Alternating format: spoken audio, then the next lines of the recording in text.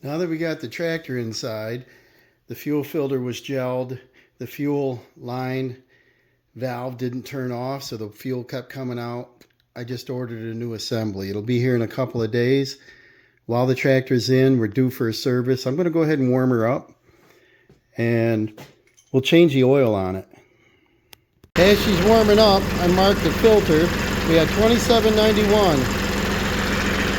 Then I marked my filter and I put down what it is. I'll put that on the shelf just in case this gets worn off.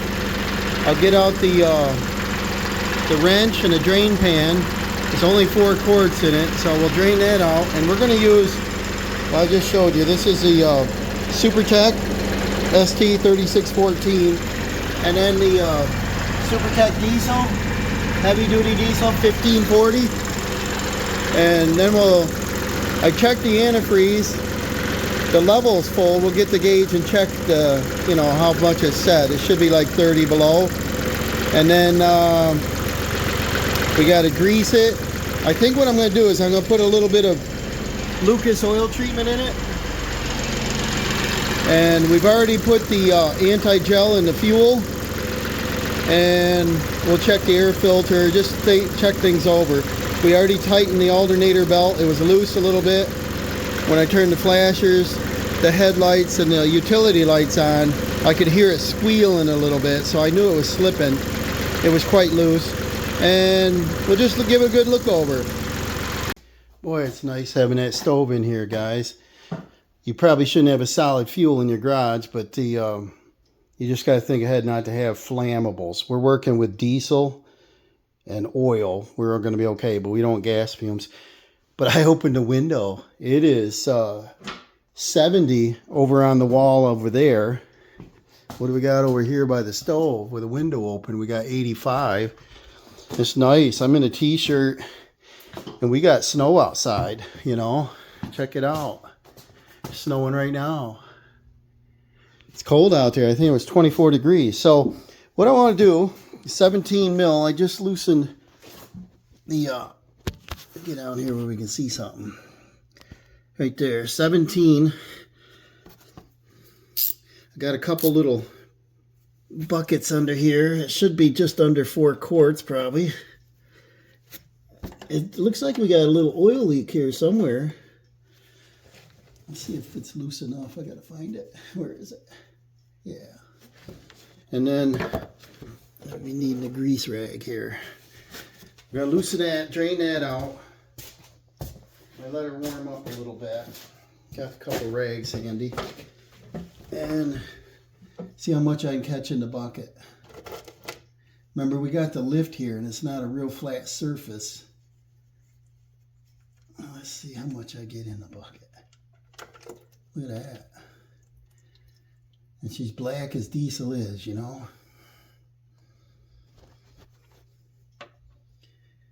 And I'll probably crawl under there and see what that oil leak is.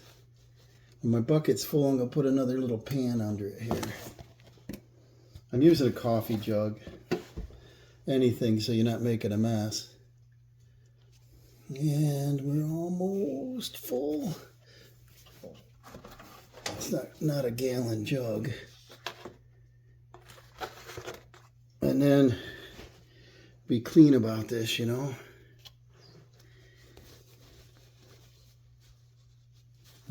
know. Is it going to catch it all? It should be 4 quarts. You get us another pan.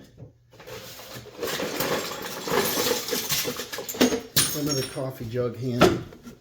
We'll get you that. I checked the oil and it was on full, but I think it only takes 4 quarts. And I want to put in about 3.5 and some Lucas. Yeah, we got her. Sorry about that. Get in your way, right? But you always want to warm it up and get things moving and then drain it warm. I'm not in a hurry. We'll let her run out. I ordered that fuel assembly and from eBay, a tractor parts place, and confirmed it was going to take 10 days. And then I got an email the next day and it said, sorry, it's not in stock. Well, when you click and you put it in your cart, it says it's in stock, 3 available or something. Well, I don't know what that was about. So then I looked again, and I found another one. We're going to use FridayParts.com, not a sponsor. I tried them once. I didn't have good luck with them. They sent me the wrong water pump. Then they didn't want it back. They wanted to charge me to return it. And I said, I gave you the tractor information, the number, and I told you how many bolts, and you sent me the wrong. I think it was a 5 bolt, and I needed a 7, something like that. Anyways, it was quite a hassle, and finally a couple days later they gave me an email and said just keep it. And I said, I don't want to keep it if it doesn't fit. I just wanted credit. So they issued me credit and they told me to keep it, and I said, oh, it's not good business. That's not what I wanted. I wanted the correct part. I don't want to take something from them. But anyways, we're going to try them again. I know Dirt Boss uses them and a few other guys use them without problems. Maybe I just had a fluke on that, but the tractor's 25 years old now, so parts are getting a little bit harder to get. A lot of these aren't in stock at the dealer. I wanted a hood prop. What a hassle trying to get one of them. So finally, I'll show you. We'll let this drain out a while. I'll show you what I did on that. I might have already showed you once, but they wanted $100.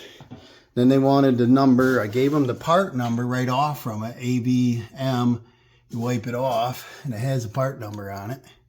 I gave them all the information, the length open, the length closed, and what type of ends. And they gave me such a runaround. I says, heck with it. So I drilled, and I put a cotter key. So when I opened the hood, I just slipped the cotter key. That's safe. That's a mechanical fastener now. I was thinking maybe that they should have just gone with a metal hood prop, like a car.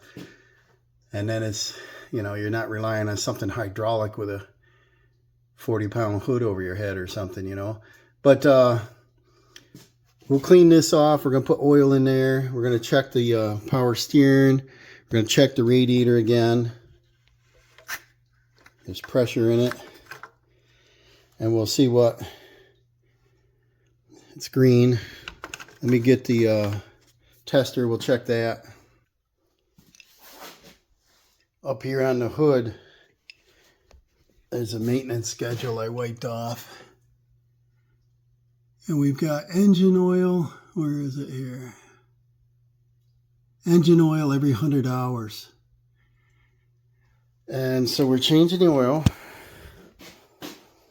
And I want to check the radiator. See what we got here.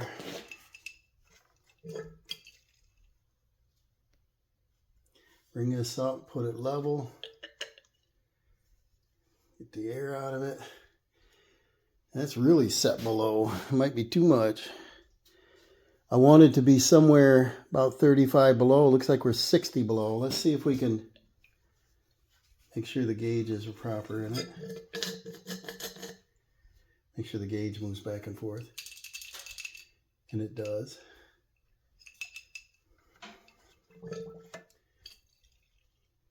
Try that again. Must check viscosity, right? Now I can see it. So you want this level, which is plumb up and down, and it comes in about 40 on this needle, about 40 below. We're in good shape. What I did a couple years ago was I flushed it. I put in the water pump. Oh no, it was last year. I put in the water pump. I flushed it, and then I put a block heater. Let's see where that goes. I think the original block heater didn't work, and I put a block heater in. You gotta see where it is. It's a freeze plug style.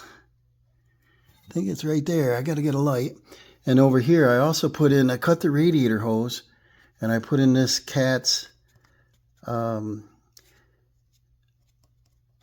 lower hose heater, and they're on a plug. So now when I plug it in, if I bring a double plug out, I can do the block heater, which warms up the engine, and then I can also warm up the radiator, because when it was new, it came with a block heater, and I've used it, and it got the engine to start, but it wouldn't warm up because you're pulling in cold antifreeze. It never warmed anything up out here in the radiator. So this one will do it all, I've found. It'll warm up the block too, but if you do them both and it's 0 outside, it's going to start. Now, I was down to Lowe's yesterday and I looked at grommets, and they got a new grommet style in. All the grommets on the hood are missing. I think the rubber deteriorated and they fell off, and the side covers sit there and rad a little bit at idle. So I can't take one in and show them because I don't have any, but I want to measure that opening, which looks to be around a 1/2 inch or 5/8, and then I want to measure the hood pin and then see if I can get the correct grommets. They can't be too much. We did put a starter in this a couple years ago. It's starting hard, you know, and then even in the springtime when it was warmer out, it would turn over slow, and I said, well, the starter's cooked. And we put a starter in, and she turned over twice as fast. And I said, well, old age, you know. We did the filters not too long ago, and I think the maintenance schedule on that was 300 hours, right? I don't remember. And that was HST 300 hours. So we're not due for that yet. And we did all the filters, all the hydraulic. Hydraulic is the same, right? Every 300 hours. And then, what is that one? 500 hours? 300? 500 on fuel injectors, valve clearance, front wheel bearings. Really? What's it say? Service? Adjust the wheel bearings. I didn't know there's an adjustment on them. But see, this is one of our next projects. You see that? We got us a leak. And I'm not too knowledgeable on that, but I think what we're going to do is try to get a seal kit and see if it comes with washers and so on. And I want to do that this winter. And hopefully, when I have it apart, it's the time when we don't need to be plowed. So if I check the 10-day forecast, and if I can pre-order parts, it looks like the seal right here at the knuckle going from here to here, it's dry up above. And of course, it's going to be wet below. So it's not the bottom cover. So it looks like we got to split this all apart and put a seal in that. And then I did notice that one of the tie rod ends is loose. This side. I don't think that's very important. Low speed I go. But I think this one of these here, this one I thought was really loose. It's not right now, but I think it is when you turn the wheel. She'll tilt pretty good. Just want to look it over. I got to keep this baby going. And what else is going on? When I changed the antifreeze, this petcock thing gave me trouble. And what happened is this hose right here, here's where you drain your antifreeze. This hose right here came up to the block, right to there. And it was like an air bypass, I believe. And that part broke, and I just put a plug in it.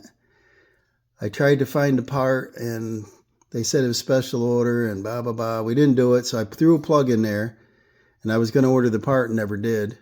And that's probably a good thing to put in right now. Well, we got this assembly off coming. I think it's coming in a couple days. I pull this out of the way, I can get right to it. So I should order that. And it's, I got to look up the right part number, but I think it's called like a vent. So it's a bypass, I think, so you don't get air locked. It's been working fine without it, but I probably should put that in. And we're going to get a wrench and pull that oil filter off. I will unscrew this oil filter. See how much of that I can slop all around. Let's see here. I wish they'd make a port for it. So far, so good.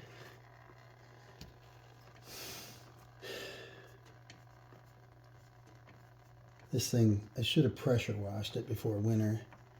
Got the dust off.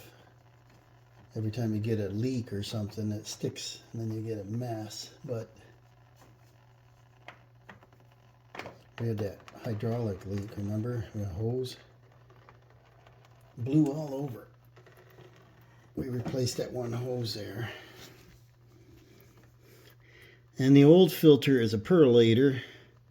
I should write that number down, and I should write them up on that tag for the part number, because when you go into a lot of stores like Walmart and you're looking it up, it's hard to find tractor filters, even though they're the same as a lawnmower and the same as everything else, you know. They should have a cross-reference for all the brands. And then I'm going to put a little oil. Always check your gasket. Like, see, the gasket's here. And then they say put fresh oil on your seal. I don't think it matters as long as there's no dirt on it. But always take your two filters, look at them. Yeah, they look about correct. Touch the gaskets. Yeah, they're the same. And then if you can wipe it off up there, go ahead. In this case, I can't hardly get in there. I don't know, maybe I can. Let's see what we got here. Is there any dirt on that? No, it's nice and shiny. Nice and shiny. So, usually you put it on and go, you know, another half a turn or something, but use your own. I like to have them a little more on the tight side.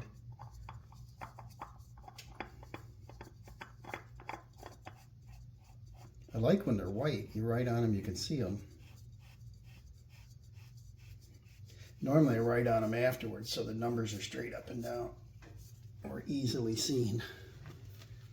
Let's see if I can get that in here. There's touch. And I like to stop it when you can see the numbers. I can see the numbers right here, and I can see my numbers are upside down. But okay, so now we're gonna move on to putting oil in it.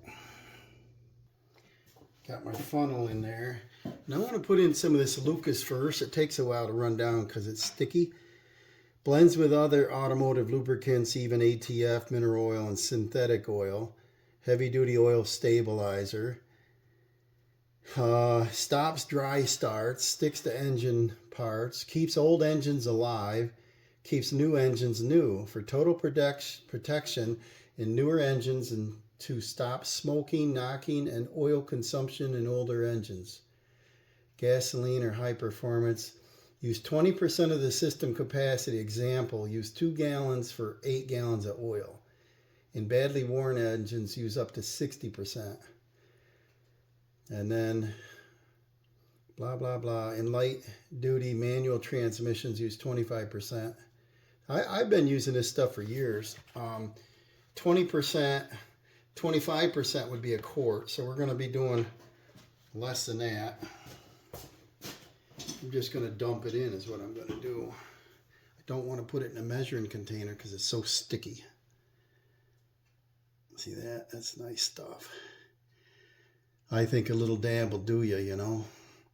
The thing I'm going to have to do on this is adjust the valves here someday. We're probably due for that. See, the funnel's full. It's going down so slow. I haven't adjusted the valves, and you should do that after, what was it, 500 hours? And we are due for that. So that's probably the quantity I'm putting in there. We'll let that drain down, and then I'll put in my oil.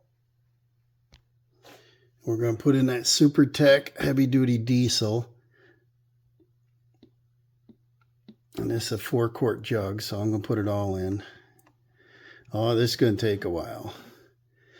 Probably the base of the funnel not quite large enough where it's touching the top of the cylinder head, probably. While that's draining down in there, I wiped off the top of this power steering. That's on the full mark, which is right there. So we're good. And then I'm going to take this air filter assembly out and at least clean it. It's got the dual in there. Hopefully it won't upset our oil dripping up there.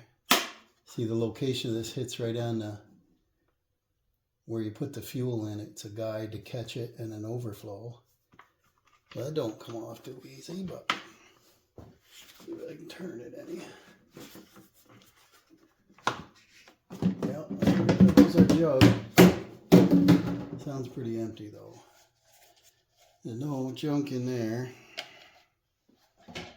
And we got the dual filter. There'll be one here. And then there's an inside filter. So I'll get, that doesn't look too bad. I'm going to get the air nozzle and blow these both out and check them out. I think they're clean enough. Usually if you put a bright light inside of them or outside of them and look through them, you can see daylight, or vice versa. If you can see light through them, usually they're clean enough. We blow them out. Well, I blew up the air filter cartridges. They come out looking like new. So I got this assembly together. I'll put it together. But look right here at the radiator. We got this cooler here. Got some 2 lower fins that are kind of plugged. And this front filter over the radiator is pretty dirty. I'm going to clean them off with the air while I got it running. Well, I cleaned that out. That looks nice. And then this screen lifts right out. Awesome idea. Like if you're brush hogging or something and your fan sucks all that chaff or whatever in there and plugs your radiator. This has that nice screen. You just take it out and blow it out. The battery connections are nice and tight. The battery, I don't recall how old it is. It is a Walmart battery. I don't know if it had a date marked. I think it does. There we go. 17, maybe. So we might be looking at a battery pretty soon. This is group 51, 500 volt cranking amps. I'd like to get one up around 1,000, but they won't fit in here. Like I've only got just about an inch more in size, in length, and then I can go about an inch and a half wider. I couldn't find one to fit in there at the time. But because we had put the starter and the battery in the same time, boy, this thing's been working great. The engine starter, you know, the heater, works great on it. And I did not plug it in the other day. I was just in a hurry and it didn't start. So that's the reason we're doing all of this now. Let's check the dip now that we got the oil in. We haven't started it yet. It's pretty clean and it's just over full. So what we'll do is we'll fire it up. Check for leaks, make sure the oil filter's not leaking, and we'll check it again. You can see through this plexi or not, but the oil light is on the left side there. There's a glow plug. That stays on a few seconds. Press in and start. Oil light went right out. We got no leak. Now we're going to check it. Got an old sock here we'll wipe it off with, right? I'm into reusing, right? Who wants an old pair of socks? But I like them for Greg's. Let's see here. Wipe the stick off. What do we got? Just the X's.